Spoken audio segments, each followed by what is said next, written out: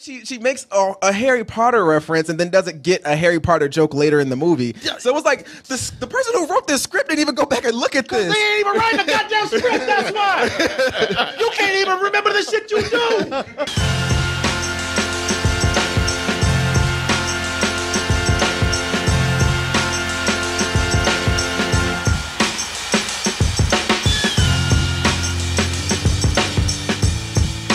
I wasn't going to hold myself out tonight. I was not. I was going to give y'all a break, but Martin had to step in with that nice shirt. What, this shirt? That shirt right there. And I said, oh, my God.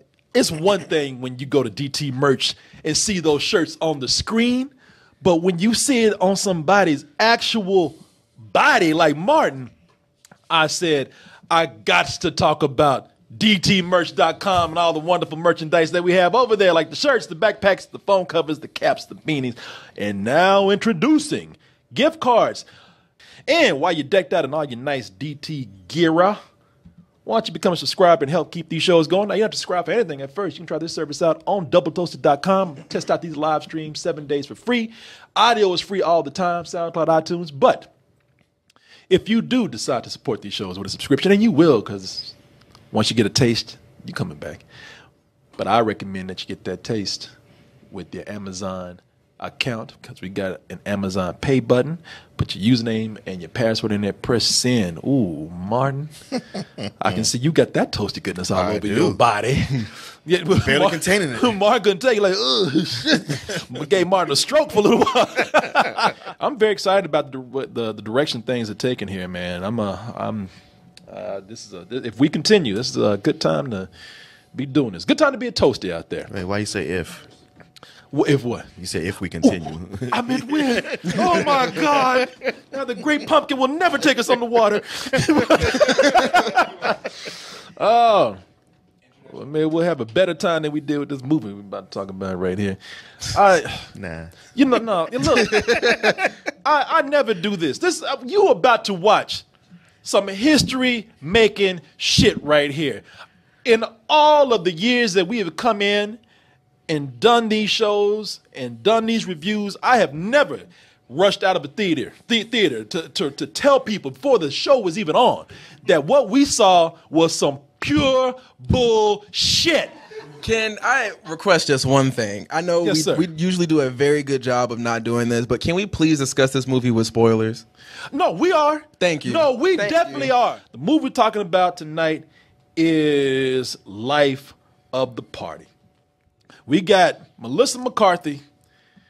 She's a newly divorced mother who she wonders what she's going to do with her life. You know, her husband left her for the realtor. He's taking the house, and she got nothing. She's like, I ain't even got a degree. I ain't got a pot to piss in right now. And then that's when she realizes, she's like, you know what? Though I just dropped my daughter off at college. I think I'll go back to college because, you know, it's that easy. So there we go, people. You know, hilarity ensues as we get the fish out of water story of a middle-aged woman who's going back to hang out with the kids and get her education. But, little does she know that she's giving back to the youngsters out there an education of their own. Let's go ahead and take a look at the trailer for this bullshit, and we'll come back with our review. Get ready for the wildlife. I'm older, I'm wiser. This, essentially a Google. Ask me anything. I think my Google scared Jack last night. Oh my God. But in a good way. Ew. Yeah, ew, all right. Yeah. And I will be honest with you, too. This is a first with this movie, with me, for something that hasn't happened in a long time. This movie has not, I have not been moved by a movie like this in a long time. I have not been challenged by a movie like this in a long time because I had to fight. I had to fight to not walk out of this movie right here. I was actually in combat with my legs the whole time. I was just fighting my legs because they just kept getting up. As man, we got to get the fuck out of here. I was like, no, I got a job to do. I saw you holding yourself Did you back. see me, man? I was like, You was struggling, man. I was like, man, I can suffer through this shit, but I know your time is way more valuable than mine. And you're just like, God damn it. man, I had a bag on my legs to weigh them down, so I could not get up and walk. I tried to turn myself into a quadriplegic. You checking your phone every 5 minutes. Shit ain't done yet. I was like, Wow, Corey, you like saw that? only 5 minutes went by. Why you keep checking your phone? You saw that? Yes, I saw that. That's exactly what I was doing. I was like, really? How much time we got to go? I got to get the fuck out of here. Infinite time. I got to get out of here. Because listen, now, Martin, here's the thing. Because you walked out of the trailer. I walked out the trailer. I walked out of 2 minutes. I couldn't take 2 minutes of this movie. Yeah, our friend, you remind me about that. Our friend Richard said, "Yeah, Corey just got the fuck out of there." Once the moment, he was right. Because y'all know me, man. I can't stand. If y'all have heard me do a Melissa McCarthy review, I can't stand when she does all this old tripping and falling, all this old physical comedy shit. When I saw that, I How was much like, funnier would that have been if she was actually on fire in that scene? if the movie would have ended with that, very funny, hilarious. Credits. It would have been awesome. And not because she was dead, but because the movie would have been over. But but you know, it was 20 minutes in. Being dead would have been a bonus. No, I can't take that. I saw that in the trailer, and I said, nope, I'm out. Call me when it's done. Now, Martin, I think that you and I could probably agree on something because I'm about to toss this to you a little bit. But see, I don't want to make this personal because it's not anything against Melissa McCarthy. I don't want to come across as mean-spirited, but I can tell you why I hate this so much. Because, look, I can take bad. I love bad movies. You know that. Oh, yeah. Bad to me sometimes just as good as a good movie. Bad is interesting to talk about. Bad is fun sometimes to talk about. Bad is fun to watch. But I can't take lazy bad. This shit's lazy as fuck. You know what I'm saying? Get your ass up and do something. Bro, there is shit in this movie where the cameras are out of focus. They have like lighting that looks like it's a soap opera. It is just so lazy, and the writing is lazy. That's the writing is what I'm talking about. The writing to me is just atrocious. It's lazy. I feel that while much of it is lazy, more of it is incompetent. It's because like my biggest, well, not my biggest problem. A big problem I have with this movie is that it's directed by Ben Falcone, who is her husband. Yep. So you got nepotism already, and it's her throwing him a bone, or the two of them thinking they're funny together. And if I say he's the one who's directed her worst movies, you go like, come on, man, which ones? I go, Yeah. like, the worst of the worst. Oh, yeah. Tammy. Oh, yeah. And The Boss. And those are the ones where is this like, man, y'all, nobody wrote stuff. It's just a lot of it's just random. Well, it's yeah. random and it's ad-libbed, just kind of strung together on a skeleton of a plot. And watching those other two movies, the whole time I'm watching, you go like, all right, even though the one she does with Judd Apatow aren't really good, they're still more cohesive than this. And this guy, he's a rank amateur who's not improving his skill set. Well, that's the problem with this. I don't even know if it's improving as much as do you care? Because these are, don't you get that feeling that they don't care because these are excuse scripts that they have. They're not real script, they're excuse scripts. And the reason why I say that is because it's, they make these, they have these tired plots for the star. Yeah. For them to do their routine over and over and over again.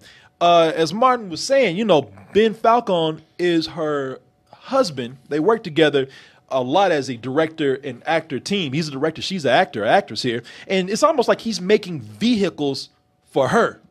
And I can understand why. Where you go ahead. I feel like it's the other way around. I feel like she has more pull than him. So she's like, listen, I'm going to make this movie, but my husband's going to direct it. Yeah.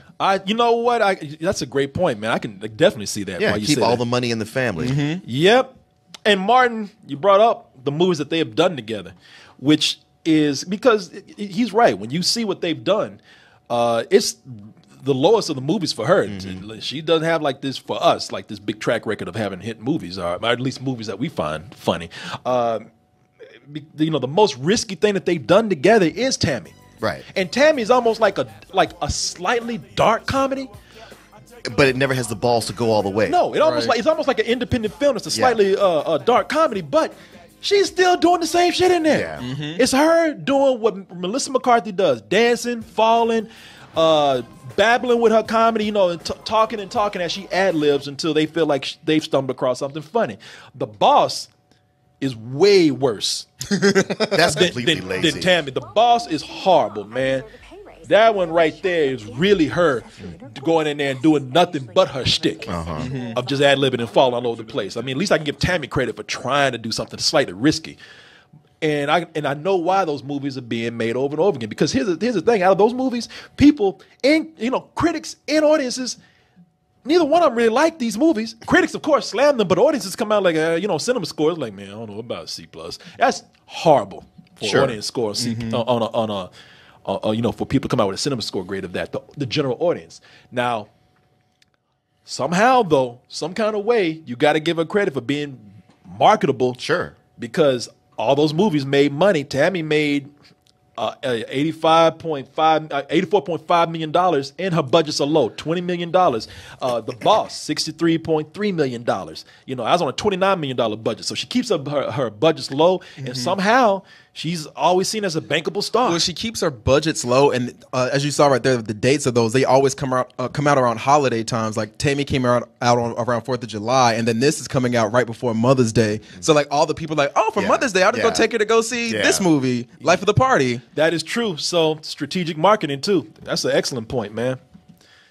But this one, by far, is not only the worst out of the Falcone family, but this is the worst out of all her movies that I've seen so far, because it is by far the laziest shit that I not only have seen from her, but this is one of the laziest things I've seen in a long time, man. This is, like I said, man, at times it doesn't even resemble a movie.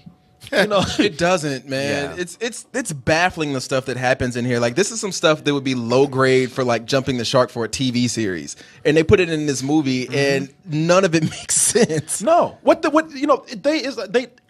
want to make a movie. They don't want to have a story. They want to have things that resemble a plot, so that they can actually stretch this out for 2 hours. You have things that are not real plot elements. You just have things that pop up every now and then to keep the star doing something so that they can do their shtick for 2 hours. But then it's fighting itself. Like, there's a moment in here where she says, I have a problem with public speaking, but then she doesn't have an issue going in the middle of a dance floor and dancing in front of people. Yeah. So you're like, what? Oh, then she makes a Harry Potter reference and then doesn't get a Harry Potter joke later in the movie. So it was like, the person who wrote this script didn't even go back and look at this. They ain't even writing a goddamn script, that's why.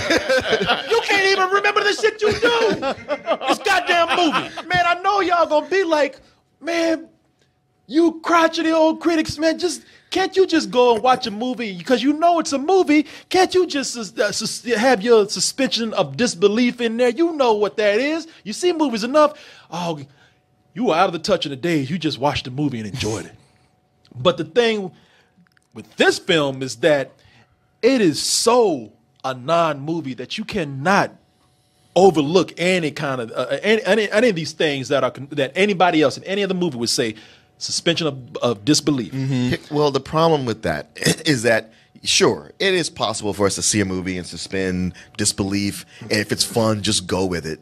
But this has a lot of lulls where nothing actually funny is happening, and at that point, you can't help but look at so what's the plot up to this point?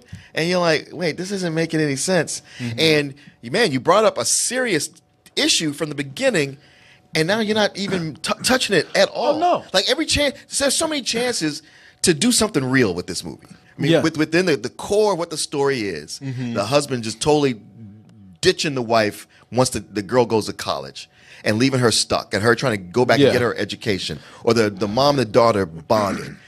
There's chances to do something. There's real emotions there. Yeah, within the comedy, to do something to attach the audience to what's going on, and yet it blows off every single opportunity.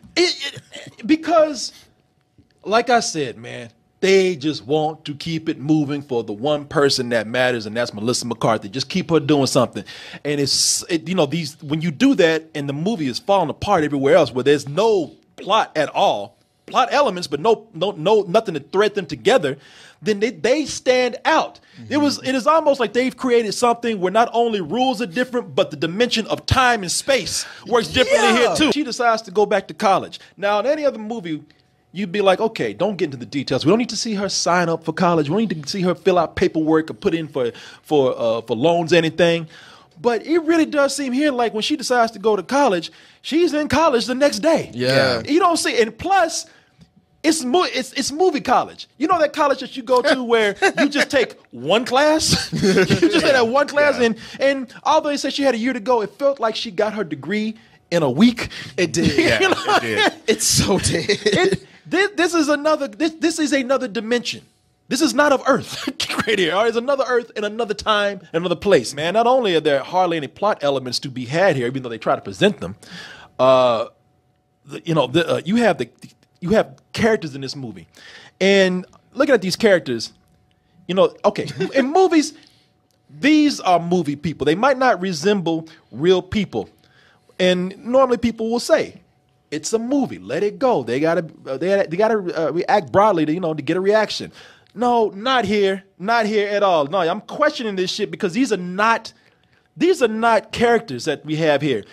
These are types to serve the star. They got these girls right here. These are devices, really, just to serve the star. They got these girls in here, and they are stone cold bitches, man. Oh, hell no. I don't know what's sadder, the mom perm or the mom boobs. Now, you're thinking, okay, later in the movie, sure, what's wrong with having bullies in a movie? That's a common thing to have. No, Melissa McCarthy sits down in class and says hello to them. The first thing picks up their pencil. She helps them. She helps them. Yeah. And the first thing they say is like, you're old and your sweater sucks. Now, even with a movie character, they would at least take a moment to say hi before the shittiness comes out. Yeah. But not here because we ain't got time for that. We got to get into things, and we need these devices so that you have a reason to root for this character even more. And that's what's so goofy about it, man. Because like in college, nobody is acting this mean to a mom. Like we made it. Like we all made it. We all going through the same shit. Let's come together. And the fact that these girls are either juniors or seniors and acting like this to her, you're like, come on, y'all. What's y'all problem? This shit is evil. Yeah. Well, it's even down to having the blonde mean girl and her black sidekick who just goes, yeah, what the boss said. Again, questions where you would look at a movie and say, it's just a movie. No, I need goddamn answers here. Because they stopped the movie to do this. That's why you need an answer. No consistency at all. None of the characters that you do have that they actually try to add a drop of development to, no consistency at all. Matt Walsh is the guy. You've seen this guy. He's a comedian that you see in a lot of movies. Veep, Upright Citizens Brigade. Yeah, Upright Citizens Brigade. In the movie, he's the guy that divorces her in the worst way possible. He's cold-hearted. He's an awful person. But the movie keeps shifting us between, oh, he's an asshole. Oh, wait a minute. He might be a little sympathetic. They can't decide what they want to do with him because it all depends on, whenever we need a laugh. Sure. Whatever we need to do to fit him in a situation to crowbar a laugh, that's what he's going to be. Mm-hmm. Well, plus when they want him to be evil, they have him do stuff that nobody would do. Nobody. Like only a Tyler Perry character would do that. Exactly. He would be the darkest black dude in a Tyler Perry movie. And the daughter who was on mom's side comes out and is like, Mom, why did you do that to Dad? And the whole other is just like, because he's a fucking asshole. Maya Rudolph, who I usually like. Maya Rudolph is funny a lot. Like sometimes in bad movies, she's the only thing I'm like, well, at least she made me laugh. Maya Rudolph is an awful person in this movie. She's an alcoholic. She's an obnoxious person who laughs loudly just to get attention in a restaurant. And she's really shitty to friends who have dinner with her. She's shitty to her husband. She almost domestically abuses her husband. And why? Well, because for some reason, to these writers, these filmmakers in this world, they think that's funny because to say these things. Oh, for her to, alcoholism is funny. Look at her. She's playing racquetball while she's drunk. Oh, she just said something smart ass to somebody. Even though it was mean and cruel, but it's smart ass. But that's the thing about this. Melissa McCarthy herself is inconsistent in this movie. Early in the movie, they make a point of introducing her as this really, not only just frumpy, but just socially awkward woman. And without any kind of explanation, without any kind of setup, all of a sudden she's at a party and she's just the life of the party, getting in the middle of it, just dancing, you know, just going and doing dance moves that only hip people would know back then, not her. And doing like the worm. It's like, wait a second, did you just say your legs were like busting out? Yeah, You had these old people your problems? hips didn't work. Yeah, but now you're just rolling on the fucking. Like, what are you doing? But you know what they did it because in these kind of movies where we have to have the hero show up the bullies, you know, you always got that dance number in there that you see in everything. Like here in White Chicks, you know, you got that thing where the popular people come out and like, yeah, you can't get our moves, and then it takes the underdog to come out and show you moves that, oh, we didn't know they could do that. Yeah. Well, we wouldn't know that because we just told us a little while ago this woman was almost like a senior citizen. Her hips, her knees, elbows, neck wasn't working. One was practically an old folks' home. All of a sudden, she got some fucking powers in her. And she's doing the wiggly worm and breakdancing and shit. Get your shit straight, man. You're treating us like we're stupid.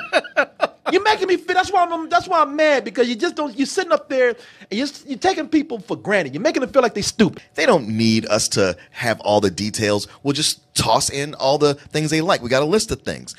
We got a big costume change that comes out of nowhere. It's like, oh, it's 80s night. Sure, because it's always 80s night. It's probably taking mom, you know, your mom, and they're like, oh, I remember when I used to do that back in the 80s. Yeah, and one just says, oh, I have a costume trunk. And at that point when she said that, I'm like, well, of course you do. Yeah. And they come up with these professional-looking $1,000 outfits. Matching. Yeah. Out of size to everyone. Out of nowhere. Yeah, Melissa McCarthy, they actually get a call on the phone. This is how time works in this movie. Some girl at the see, they just got through having like a long, heartfelt talk with one of the girls in the sorority house, and one of the girls like, we got to break this up, guys. I just got a call. There's a costume party 5 minutes down the street, and it's an 80s theme. And then all of a sudden, they just pull costumes out their ass. Hair done, costumes, perfect. Yeah, this right here. All this so that we can serve the shtick of the star right here. It is comedy babbling, what they're doing here, because all of this doesn't serve a purpose except for Melissa McCarthy to do her thing, which is sometimes, it's for me, maybe for the right demographic, but for me, it was painful to watch. Like, you remember that scene, you just talked about it, where she does say, that's another inconsistent thing. She's talking about how you just said she has a problem with public speaking. And they try to make it a part of the story, but for the part that they do in the movie, it really isn't part of the story. It's a part where the movie can just stop and let her do some really desperate physical comedy where she sweats and falls over the place and does this funny voice. And falls apart. Like, yeah. Like her bones are snapping. Like she's like, she sure did. You're man. like, God damn, like she should be screaming right now. But she's like, I'm okay. I can finish this. She was almost like the T-1000. You remember the Terminator when he got frozen in that liquid nitrogen? He was just trying to walk. You think that somebody would be like, okay, let's stop this. Yeah. And they just all watching. They just sitting there. And the whole the classroom, they're just a bunch of assholes like, Jesus, look at this bitch. You know?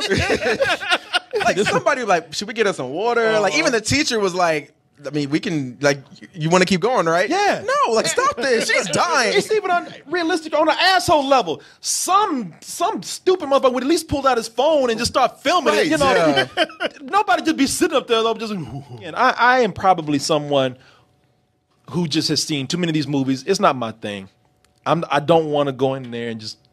I don't want to act like I'm talking above people who enjoy this, but for me, I have seen enough of these movies here to where it feels like I've traveled in time, and it's miserable because I am 2 or 3 minutes ahead of everybody else in the audience. You guys, you with the women, you know the jokes that are coming. Sure, you see them telegraphed like 5 minutes ahead, but what you do is. You're being tortured as you see this joke. You know the joke ain't funny anyway, and you just have to wait for that audience just to have uproarious laughter out of something that's obvious. And by the way, ain't even real laughter. It's I'm in a free movie laughter. Yeah, you know, they're pumping oxygen into this. Yeah. But then her daughter. I don't know what direction she had, if any, but she was terrible. Yeah, she was. There's like a moment where it's like she's supposed to be feeling like just heartbroken and destroyed and just distraught. And is that Debbie Ryan that plays her daughter? I think. You know, I think Debbie Ryan is the mean girl. Okay, well, I'll tell you the reason why I actually like the daughter in the movie. Really? No, yeah, man. Well, let me explain. Because her daughter was the only one that wasn't weird. As you said, you got the goth roommate. You got all these. They make these are not characters. They have weird traits, so they can write them shorthand, like you said. Yeah. I've been in a coma. I'm a weird goth girl who's scared of everything and likes to sleep like a vampire. You got the weird girl that likes to ask questions, weird questions. And this girl was the only one that was kind of normal. And plus, with her storyline in a movie where everything is so exaggerated to the point of just being over ridiculous for a movie even like this, that ridiculousness, not taking anything seriously, worked for her because, mom just got divorced, daughter hears about it. They want to keep the comedy going. Daughter never breaks down crying. She's an adult about it. But at the same time, she's the one who has the chance for actual emotional beats, and she fails at most of those. Yeah. Like her mom coming to her saying, your dad just totally dumped me before we even got out of the driveway. And yeah, she had to break down, go my parents getting divorced, but she was like, "Oh, mom, that sucks." She's like, "Dad sucks." All right. Yeah, That's what she's like. Dad. Dad sucks. Oh, really? That sucks. Yeah. So that's a good way to look at it. I mean, I thought it was completely reprehensible, and I'm destroyed. But yeah, it sucks. That covers it. No, Dad sucks is when Dad doesn't let you borrow $20. Yeah, exactly. Dad sucks. Not when Dad dumps your mom before y'all barely out the college parking lot. With the next woman the next day and taking her to Italy. Dad's an asshole. Yeah. Dad, he's Dad's an ass. crazy. Dad, you're so wacky. This movie is, if nothing else, it is doing something that another movie did a lot better. You don't say. And when I say, I mean, it's not hard to do that, but to see you see this movie that did it better, and you put it in contrast to this film, and you see just how lazy this movie is. And for those of you are one step ahead of me. If you coming back from my time, the movie we're talking about is Rodney Dangerfield and Back to School. Some class. I'm going to college. Rodney Dangerfield's going back to school. Danny Elfman right there, man. But you know what? Rodney Dangerfield was hanging around people who, they were types. They were people who just were there to serve his comedy, but they did remember to actually have somewhat of a plot element, a progressive plot element. And they made those characters funny. They didn't have to be written shorthand and weird. There was an actual relationship with between him and his son. His son and even some of the teachers in the movie. They weren't just jokes. They were personalities. They weren't deep, but they were personalities. This shit has no personality that we watched here, except for one person who's there to drive her career with this movie, and that is Melissa McCarthy. It was made for her, and even then, that's a mistake because when she's put in there, she's put in there to actually do what she does. Her husband is letting her be her. And that's not and that's not good for anybody else. No. It's funny when the only two characters in there, the daughter who's not weird, and the extra. Dimitri, right? He's the only dude. That's our own personal Where's Waldo. When we laughed at this, people in the theater were looking at us like, what are they laughing at? I'm like, shut up, y'all laughing at this shit. We laughing at stupid things too. Y'all know our favorite extra, who I'm convinced is a time and space traveler himself. No, I think Mark said it right. He's a watcher. He's a watcher, yeah. Because he popped up doing the same thing. Yeah, I like this kid. He looked like he just popped up and don't know where he just landed. And y'all, again, stick around for this spoiler, and you're going to know why that tipped us over. But this, and I'm going to tell you something. I said bullshit, and this is my big twist right here. This is a fuck you, man. It was some old bullshit until we got to that last part. It was about 15 minutes where they crammed in a 30-minute sitcom, one of the worst sitcom tropes, one of the worst sitcom episodes ever. And we'll let you know a little bit. This isn't a movie. This is a series of YouTube clips put together with a thinly veiled story going along with it. This is the worst movie I've seen this year. This is a hard fuck you. Yeah, thank you. I thought you were going to lean on the bullshit. But no. Fuck no. Oh, I fucked up this shit mad. Martin, you going to be the nice guy here? I guess I am. It was so predictable that I just knew all the time what it was going to do, how it was going to go, what it was going to be. Shouldn't that make it worse? Not in that it's worse when you have some kind of hope or you think it's going to be better and that maybe. And it just early on, it established itself like, this is where this is. It's going to live here. It's going to live in some old bullshit territory. And even that big quote unquote twist it's so telegraphed that I was like, okay, so it's going to end with one of these. And sure enough, it did. So, yeah, it's a low-sum old bullshit, but it just never quite crossed over to a fuck you for me. Now, here's where the fuck you came from me. Why a telegraph joke can just be a crime. This happens within like 15, max 20 minutes where they shove this plot in. So Melissa McCarthy realizes that she does not have enough money to stay in school. She's been cut off from her husband and his new wife. And she's trying to figure out, well, she didn't even try to figure out. She tells the girls at the sorority how they let this woman up in a sorority too. I don't know, but you know, they another crazy thing going on. But she says, girls, I guess I'm going to leave school. I don't want to bother my daughter anymore. And then they're like, oh, don't leave. Why are you leaving? Well, it's okay. And her daughter's like, yeah, Mom, I love you. Don't go. She's like, well, I also don't have the money. And they're like, right on the spot. Well, you know, what if we throw a party? We can save the money and get it for you. Now, keep in mind, she was able to apply for college and get in the next day. Like, it must have been way more difficult to get a fucking loan. Like, it's really easy to get a loan in this world. Yeah. Well, the way they had it was the husband was actually paying for her to go. And then after she wilded out, that's when she was cut off. So that's why she didn't have the money to finish. Yeah, that makes sense, but you could still go into a bank like the next day and be like, ma'am, I need a loan. And they'd be like, all right, bet. And then she has another option where her father comes in and is like, here's a check for $13,000. He's like, no, I can't have you do that. I'm like, well, if you use this degree that you're getting, you can pay him back. Oh, yeah. Not in archaeology. Then why is she going back to school? Yeah. Oh, it's a total vanity project to begin with. Yeah. Whenever I hear somebody's like, I'm going to go back to school and get my degree. Yeah, and what? In Russian literature. Oh. You know, well, let me get you the application at McDonald's. See, But you're going to end up there anyway. Yeah. Now, you know, so she decides to stay, but she decides to leave. But they're like, no, we'll get the money. We'll get $12,000 for you.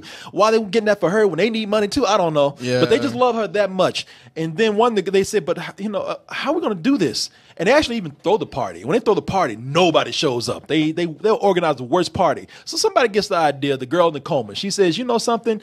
And the girl in the coma, what's her name again? Jillian Jacobs. Jillian Jacobs. There she is right there next to the girl that asked weird questions. She says, the girl on the left was the one that said, it must be that concert tonight. And then Jillian Jacobs says, I can do this. Oh, yeah. They throw this party. Nobody showed up. And she says, I guess nobody showed up because of the Christina Aguilera concert.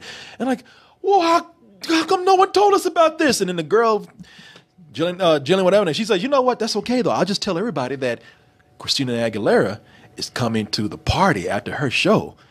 At this point, when people start saying, where's Christina? We want our money back, and Christina to show up, you know that some kind of way they're going to find Christina Aguilera to show up. Miracle. They mentioned her name too many times. They mentioned too many times. So it just so happens, and I knew this was coming, and I guessed this. Melissa McCarthy's weird-ass roommate pops up, and I said, you know what?